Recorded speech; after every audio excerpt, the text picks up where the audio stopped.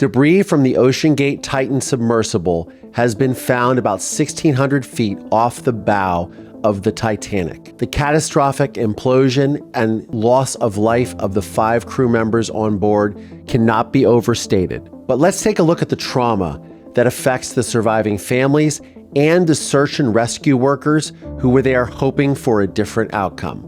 I'm Collier Landry. This is Moving Past Trauma. Let's talk about it. Testimony continued today in the most notorious criminal trial in Richland County history. The 12-year-old son finally took the stand. As I heard a scream, I heard a thud. We, the jury, find the defendant guilty. When I was 12 years old, my testimony sent my father to prison for murdering my mother. This podcast serves as a type of therapy and reconciliation for myself, and it is my hope that it helps anyone who has experienced deception, betrayal, and dark trauma. I'm Collier Landry, and this is Moving Past Trauma. The U.S. Coast Guard says that a debris field located in the North Atlantic suggests that a submersible missing since Sunday afternoon, with 5 passengers on board, suffered a catastrophic implosion. The 5 crew members on board were Hamish Harding, a 58-year-old British businessman and explorer; Shahzada Dawood, 48-year-old also British businessman, and his son, Suleiman Dawood, who was 19 years old; Paul Henry Nargolet, a 77-year-old French explorer and also nicknamed Mr. Titanic; and Stockton Rush, a 61-year-old man who was the chief executive of the Oceangate firm behind the dive. He was also the pilot of the submarine vessel. So the Polar Prince expedition ship first arrived near the Titanic wreck on Sunday morning, and the Titan was launched at 8 a.m. local time. It was expected to resurface at 3 p.m. local time. Contact was lost 1 hour and 45 minutes into its descent at about 9:45 a.m. The Coast Guard said that they were notified of the problem at about 17:45 or 5:45 in the afternoon, which was 8 hours later. The agency's command center in Boston then began coordinating search efforts. Now, the Titanic wreck site is approximately 600 kilometers, or about 370 miles off the coast of Newfoundland, Canada. The submersible was 9 feet wide, but only 8 feet tall, and the Titan leaves little room for his passengers, who sit on a subfloor inside the carbon-filled tube. A photo in the Titan's specification sheet shows 5 passengers seated on the vessel's floor with limited room to move or stand. There is a bathroom that was located in the back of the vessel, was separated by a curtain. Now, the vessel, which had limited oxygen supplies, went missing deep under the ocean floor on Sunday after setting off to explore the wreck of the Titanic. It prompted a massive 5-day search and rescue operation led by the U.S., Canadian, and French agencies. Authorities said earlier that the search area had been expanded to approximately twice the size of the U.S. state of Connecticut, and a subsurface search area of around 2.5 miles or 4 kilometers deep. Early in the search on Tuesday and Wednesday, hopes were raised when a Canadian plane had picked up underwater noises, but the United States Coast Guard was unable to confirm that they were from the sub.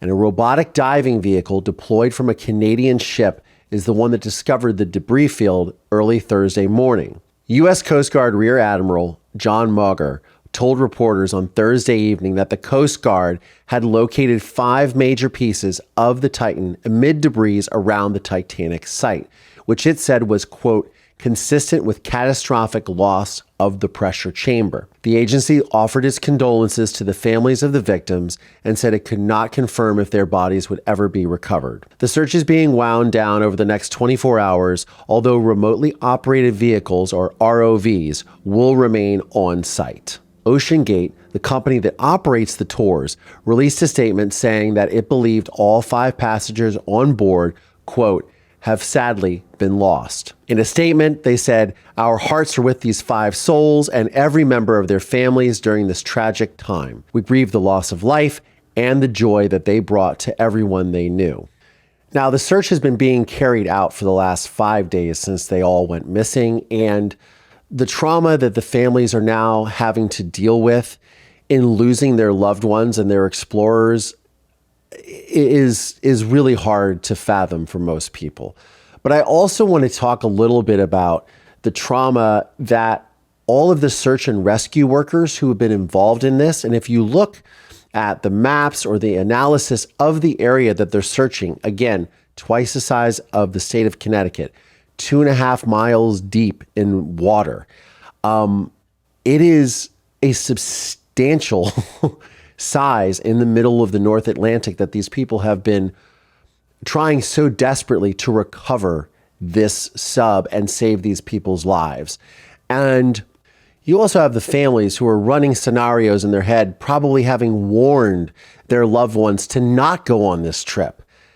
And then the search and rescue workers saying, why did they go on this trip? And the general public that has been questioning the decisions behind going on such an expedition when it seems so unsafe. I mean, in fact, there was an explorer who pulled out at the last second because he didn't feel that the vessel that they were going in was safe. When you look at situations like this, in my experience, you have a lot of survivor's guilt that goes on, and then you have a lot of even anger. The families, I'm sure, are angry at their loved ones. I mean, it might seem ridiculous, but also they're upset that their loved ones took such a chance because they're so important to them in their lives. But people are going to do what they want to do, and you can't shame them for that. And there was even the stepson of one of the billionaires that was on board went to see a Blink-182 concert, and everybody kept questioning why he did that, saying he should be at home waiting by the phone. He should do that. That is so easy for everyone to say who is not directly involved in a situation, to sit there and excoriate someone or shame them for getting on with their lives or for trying to take their mind off of something that is obviously so horrific and so tragic. They can't imagine their loved ones suffering. I mean, for me, when I think about this, I just hope that it happened really quick, that it was done, it imploded, and they were done. Because to think of anyone suffering, running out of oxygen, stuck in a vessel 13,000 feet below the surface of the ocean in literally one of the largest graveyards in human history, it's sad to think that it would end this way for them. I just wish them to be at peace. I wish their families to be at peace. I'd like to hear what you guys think in the comments below. Please comment, like, subscribe, let me know your thoughts on this. How has this tragedy affected you? What do you think about it? How are you coping with it? Let me know what you guys are going through in the comments below. I'm Collier Landry, and this is Moving Past Trauma. Thanks, y'all.